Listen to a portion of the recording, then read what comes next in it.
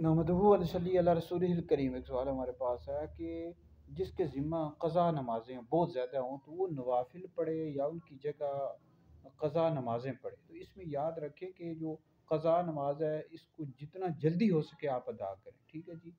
तो अलबत्ता जो तरावी ये सुन्नत मौक़दा है, इस तरह जो सुन्नत मौक़दा हैं जैसे फजर की, ज़ोहर की 4 हैं, फिर उसके बाद 2 हैं, इस तरह ये सुन्नत मौक़दा हैं, इस तरह वितर हैं, इनको छोड़ने की इजाज़त नहीं है। बाकी जो नवाफिल हैं, नवाफिल की जगह आप क़ज़ा नमाज़ें इन जल्दी जल्दी इनको अदा करें, ठीक है। कई लोग होते हैं नवाफिल पढ़ते रहते हैं, तो नवाफिल है उसकी जगह आप क़ज़ा नमाज़ें पढ़ें ताकि जल्दी जल्दी आप अपनी क़ज़ा नमाज़ों को अदा कर सकें, ठीक है जी।